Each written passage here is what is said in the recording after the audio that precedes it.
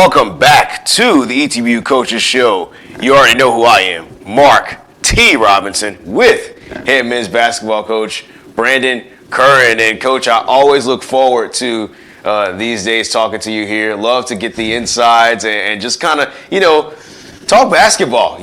One of the best things we have in the world. But that's just my own personal opinion. But that's great. Absolutely. But just wanted to talk to you this week about you guys and what you guys have accomplished so far. You've seen the century mark twice the past couple games, so we'll get into that. But first off, Coach, as you kind of lay out your plans for the week here, where's your team at this point of the season? Well, it's been a really fun year, and from a chemistry standpoint, I think we're in a really good place. Yesterday, came into practice. Our word for the day was sharpen, trying to get better at the things that we do, trying to get better at different things that we have to be able to guard. And at this point, just continuing to focus on being our best and growing every single day as a team. And it's fun to watch these guys. I thought yesterday their engagement was good. We're going through, a defensive shell segment at the beginning. Colton Collins is asking questions. Guys are asking questions, wanting to know what are we doing here, what are we doing here. And anytime they're doing that, it shows ownership. It shows that they're engaged, and this is their team, this is their program, and they're running with it. And they're doing a really good job. Absolutely. And speaking of doing just a fantastic job, you guys coming off of two big wins. And have kind of overtaken the ASC, so to speak, on both sides of the conference. 6-0 right now, you guys, 13-2 overall. Picked up a big win against a Howard Payne team who has a very explosive score on their end.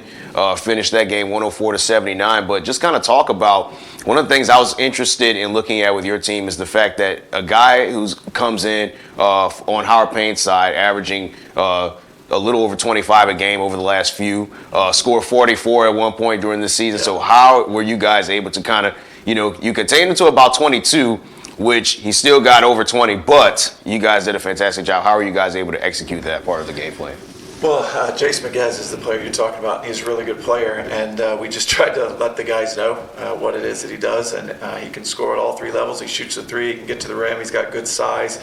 It's really, really skilled, kind of plays a European-type game, can shoot off one leg, 2 feet in the paint, coming off screens, handling the ball. And so we just did our best to make things tough for him, and he still scored. But I thought our guys went into that game really focused. Howard Payne has had a rough year.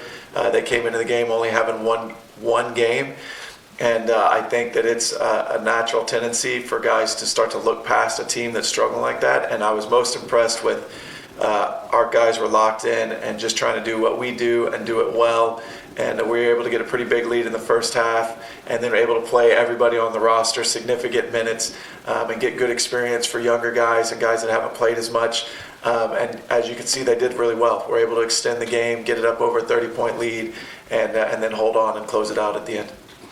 Absolutely, and I felt in that game there were no real lapses, so to speak, throughout the game. And your guys, like you said, they stayed locked in, which was also very impressive. But speaking of being locked in, the next day you matched up with the Sul Ross State team coming in. Yeah. At the time, 5-1 in ASC play.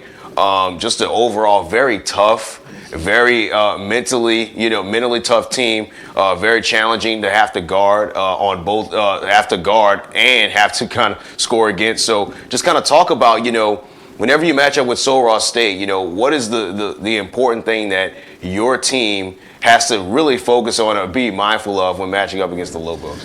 Well, they're really, really good defensively. And then offensively, they run a traditional motion that just not a lot of people are doing anymore. And it puts you in a lot of really hard spots. Number one, to be able to guard the ball because you're constantly fighting screens on the backside and worried about movement and screening. So you got guys that can shoot it, and they shot it really well against us. But then you're also in positions where a guy's cutting off a screen as a shot goes up, then you're in a hard position to box out.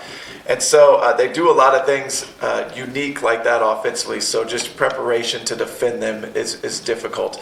And then defensively for them, they're a little bit unique. They play defense similar to Texas Tech, really playing hard, forcing you to the sideline.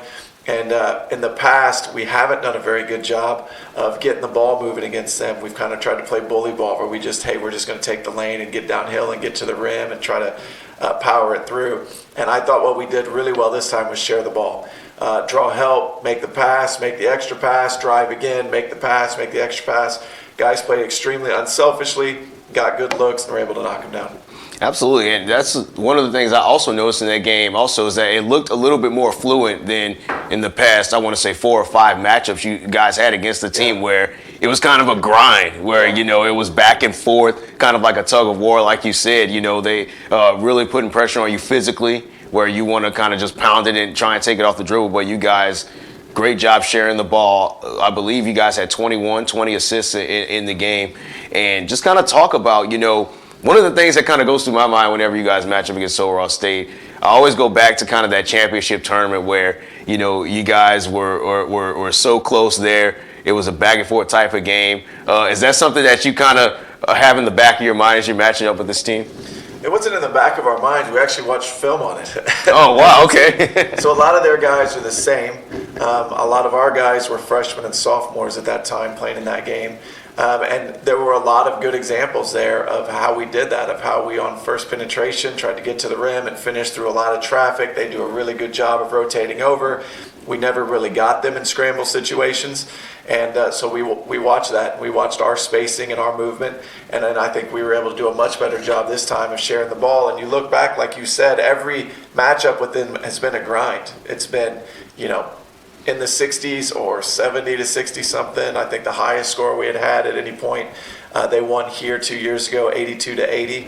And so our guys did an outstanding job of watching film, taking it in, learning from it, and then going out and executing and playing unselfishly and getting good shots. And we're able to knock them down and score over 100. Absolutely, yes.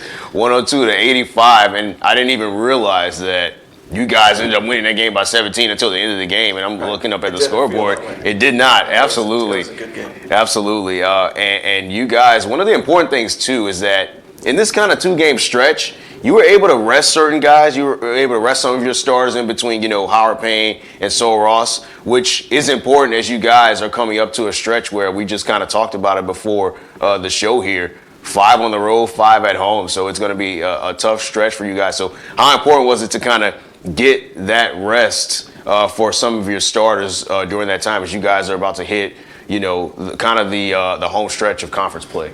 It was really big for us, I thought, last week. And Coach Bice, Caleb Bice, our director of ops and one of our assistant coaches, pointed this out to me. I hadn't really thought about it. We started class last Monday. And on that same day, we had about a 2.5-hour practice that was really heavy mental, not as much physical, but there was a lot of thinking, a lot of correction, a lot of stuff we were doing, but we were still out there for a long time. And then had a pretty good practice on Tuesday, 2 hours. It was pretty physically strenuous, plus we lifted on Monday and Tuesday last week. And Wednesday, we did non-contact, we did shooting, we did game prep. But I was concerned that the guys were going to be a little bit fatigued. And, this time of year, we talked about this yesterday as a team. We want them to be fresh, we want them to be sharp, and we want them to be prepared for every single game.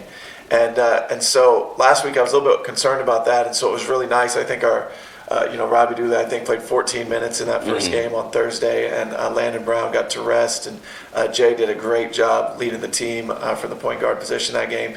And then the rest of our starters all got to scale back their minutes, and then a guy like Weston Riddick actually played a few more minutes that game, but was able to find a rhythm and start knocking down shots, and then open up the game against Sul Ross, hitting back-to-back threes. And so I thought all around it was good. It was a nice gift, and it was a lot of fun.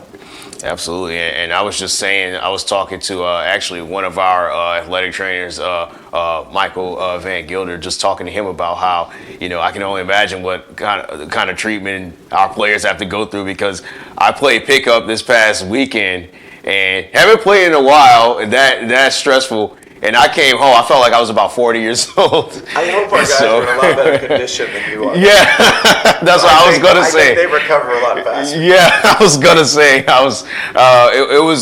was kind of tough, but just thinking about that and just how important rest is and recovery for your guys. So, but speaking of that tough stretch, you guys start on the road this week. So at LC, and then Belhaven and LC. I was kind of looking at film on them yesterday as well. Just got a tough team as far as, a lot of 5 out, a lot of, things that you guys, a lot of pressure situations that you guys, defending one-on-one that you kind of have to pay attention to. So as you go into that matchup with the Wildcats, what is the important thing that your team has to take away or has to kind of avoid coming into that matchup? First of all, I would say as coaches, you want to be at a school where your assistant SID watches film. That shows that he is into the program. I said at the top, basketball is one of the best things ever. So, first of all, LC is very, very good this year. I think this is our toughest stretch of the season coming up by far. So huge challenge. They're really, really good in transition. They're shooting 40%, 41% from three during conference play. They do a great job of just driving it at you, driving it at you, driving it at you. So we're going to have to get back in transition. We're going to have to get down and guard the ball. They're really quick. They're really athletic. They do a good job of offensive rebounding from the perimeter. So we're going to need everybody to be physical and check guys off. And then we just need to keep doing what we do offensively. But they present a ton of challenges, and so we're just doing our best to get ready right now. Absolutely, and one of the guys that has absolutely been playing well this year for you is Jarrell Taylor. I mean, he was 5 for 5 the other night, and he's bringing a presence in the paint that you guys have really kind of needed, being a perimeter-oriented team. He's provided that presence along with Chris Haynes this season. So what can you say about his impact on your team this year? Well, the biggest thing is he's really resilient, and he's persevered, and he's endured, and he's matured, and he's grown. There was a time where he wasn't playing, and he never gave up, and he put his mind to it that he was going to get done the things he needed to get done, and he went out and did it, and has really stepped up and really, really helped our team. And just watching the Sul Ross game, him and Chris Haynes both, they do so many things well from that big forward position in terms of scoring around the paint, putting the ball on the floor and making passes. They both can shoot the ball from three. They just present a lot of challenges for other teams defensively. And at the same time, they can get down and guard both on the perimeter and inside. Sul Ross had their big kid with an injury, and going into the game, I was already concerned about their small ball lineup. When they go to that lineup, they're just really hard to guard. And so we challenged Chris, Jarrell, Ahmad, Bush to get down and guard on the perimeter, and they did it. They just do a really good job, and all of those guys. And Ahmad's another guy that can really, really play, and has got Chris playing like an all-conference player. You got Jarrell stepping in, playing great. Ahmad's not gotten as many minutes recently, but he stepped into a developmental game the other night and had 18 points and 9 rebounds. And so he's a guy that can really contribute and help us, and has improved a lot also. And I know at some point he's going to need to step up. And Jacob Owens-Bush is the same way. That guy had some great games last year. At Louisiana College was one of them where he played incredibly well. And so we're blessed to have a lot of talent, but also guys that are willing to do whatever they need to do to help the team be successful. So if that means this week I'm on the prep team getting ready for Louisiana College and running their stuff and doing what they do, then they're willing to do that. If we need them to come in and play major minutes during the game, they'll do that. So I'm just really thankful for the maturity that this team has shown, and we're really excited about the next 5 games on the road. Absolutely, and we'll be looking forward to that as well. We'll be right with you guys taking the journey. So thank you once again, Coach, as you guys can stay up to date with all things ETB sports related. Go to goetbtigers.com or follow us on social media at goetbtigers. Once again, Mark T. Robinson, head men's basketball coach Brandon Curran. We'll see you guys again next time for the next edition of the ETB Sports Coaches Show.